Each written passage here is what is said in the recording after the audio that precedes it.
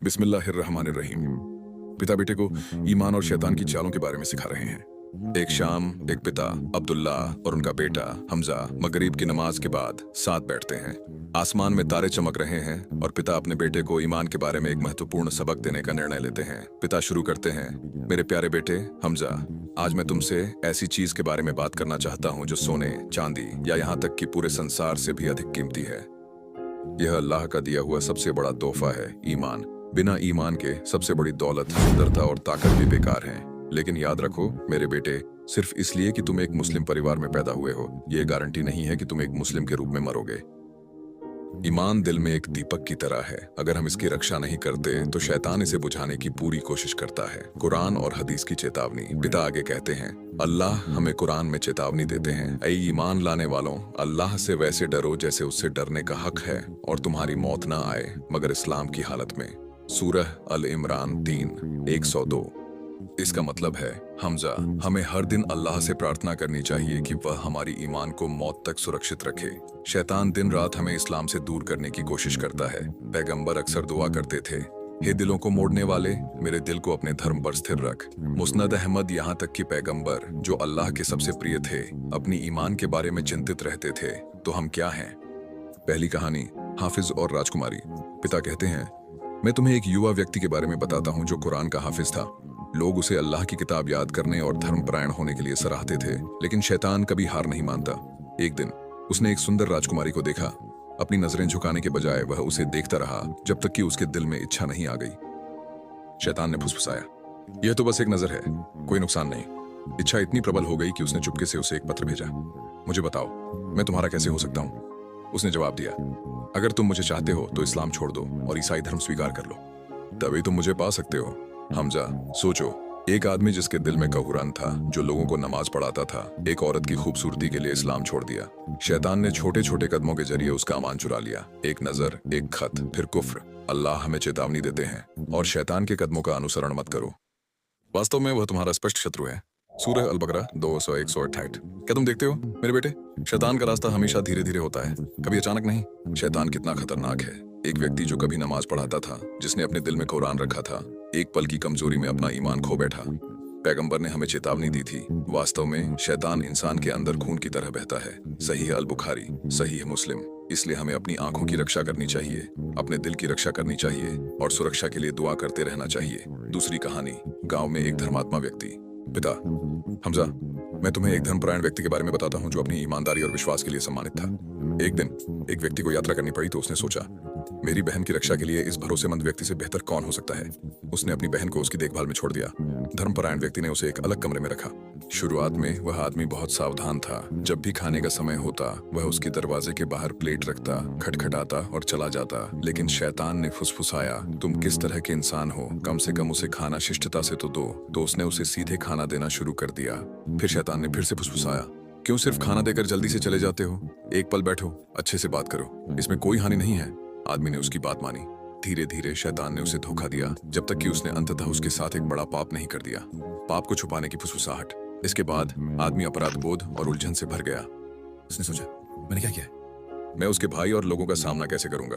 अब शैतान ने फिर से फुसफुसाया, अगर उसने किसी को बताया तो तुम्हारी प्रतिष्ठा नष्ट हो जाएगी। इसे और उसकी जिंदगी को छुपाने का केवल एक ही तरीका है। और दुखद रूप से उस आदमी ने सुना, उसने अपने पाप को छुपाने के लिए निर्दोष लड़की को मार डाला।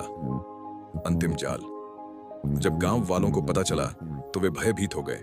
उन्होंने घोषणा की कि उसकी सजा फांसी होगी। अपने डर में वह आदमी हर जगह मदद के लिए मुड़ा। शैतान आखिरी बार आया, देखो तुमने अल्लाह से दुआ की, तुमने अल्लाह की इबादत की और अब सब तुम्हारे खिलाफ हैं। अल्लाह तुम्हारी मदद नहीं कर रहा है, लेकिन मैं तुम्हें बचा सकता हूँ अगर तुम बस मुझे सजदा करो और इस्लाम छोड़ दो। और दुख की बात है कि अपनी कमजोरी के पल में उसने अपने आदमी को छोड़ दिया और शैतान की बात मानी। लेकिन जाहिर है शैतान ने उसके लिए कुछ नहीं किया। उसे एक हत्यारे के रूप में फांसी दी गई और वह इस्लाम के बिना मर गया। पिता का चिंतन। हमजा, शैतान इसी तरह कदम दर कदम काम करता है। पहले वह कुछ छोटा फुसफुसाता है, फिर वह व्यक्ति को पाप करने के लिए मनाता है, फिर वह उसे इसे छुपाने के लिए एक बड़ा पाप करने के लिए धकेलता है, और अंत में वह उसकी ईमानदारी को पूरी तरह से छीनने की कोशिश करता है। अल्लाह हमें कुरान में चेतावनी देते हैं, शैतान के कदमों का अनुसरण मत करो, वास्तव में वह तुम्हारा स्पष्ट शत्रु है। सूरह अल बकरा 2:168। शैतान कभी भी तुम्हें तुरंत अविश्वास करने के लिए नहीं कहता, वह तुम्हें खींचता है धीरे धीरे अंत तक। दूसरी कहानी से जीवन के सबक। पिता, हमजा। इस कहानी से ये सबक याद रखना, शैतान कदम दर कदम काम करता है। वह कभी भी आपको एक बड़ा पाप करने के लिए तुरंत नहीं कहता। वह छोटे से शुरू करता है, जैसे खाना देना बजाय छोड़ना, फिर और आगे बढ़ता है। अल्लाह ने हमें चेतावनी दी, शैतान के कदमों का अनुसरण न करो। कुरान 200-168। अपनी इच्छाओं पर कभी भरोसा न करो। वह आदमी ईमानदार था, लेकिन एक बार जब उसने इच्छा का अनुसरण किया तो वह कमजोर हो गया। पैगंबर ने कहा, मजबूत वह नहीं है जो दूसरों को हराता है, बल्कि वह है जो गुस्से या प्रलोभन में खुद को नियंत्रित करता है। बुखारी मुस्लिम। एक पाप दूसरे की ओर ले जाता है। पहले एक नजर, फिर बैठना, फिर जिना, बड़ा पाप, फिर हत्या, फिर अविश्वास। ये शैतान की श्रृंखला है। यदि हम पहली कड़ी को काट दें तो बाकी नहीं आएगी। पापों को और पापों से छुपाना कभी काम नहीं करता। आदमी ने सोचा कि लड़की को मारने से उसकी समस्या हल हो जाएगी, लेकिन इससे वह और अधिक बर्बाद हो गया। अल्लाह से तौबा ही एकमात्र समाधान है। शैतान अपने अनुयायियों को छोड़ देता है। उसने वादा किया था कि अगर आदमी इस्लाम छोड़ दे तो वह उसे बचा लेगा, लेकिन जब आदमी ने उसकी बात मानी तो शैतान ने उसे मरने के लिए छोड़ दिया। अल्लाह हमें बताते हैं, शैतान कहता है, निस्संदेह मैं अल्लाह से डरता हूँ जो सारे संसारों का पालनहार है। 29:16। पाप के बाद हमेशा अल्लाह की ओर लौटो। अगर उस आदमी ने शैतान की बात सुनने के बजाय अल्लाह से तौबा की होती और रोया होता तो अल्लाह उसे माफ कर सकते थे। अल्लाह कहते हैं, अल्लाह की रहमत से निराश मत हो, वास्तव में अल्लाह सभी पापों को माफ कर देता है। 29:23। पिता अंत करते हैं, तो मेरे प्यारे बेटे, अपने ईमान की रक्षा करो छोटे पापों से बचकर, तुरंत अल्लाह से माफी मांगकर और हर दिन दुआ करके। हे दिलों को मोड़ने वाले, मेरे दिल को अपने धर्म पर स्थिर रखो। यदि आप ईमान के साथ जीते हैं और ईमान के साथ मरते हैं तो आप सफल हैं। भले ही आपके पास कम कर्म हो, लेकिन बिना ईमान के सभी कर्म व्यर्थ हो जाते हैं। बेटा, सुभान अल्लाह।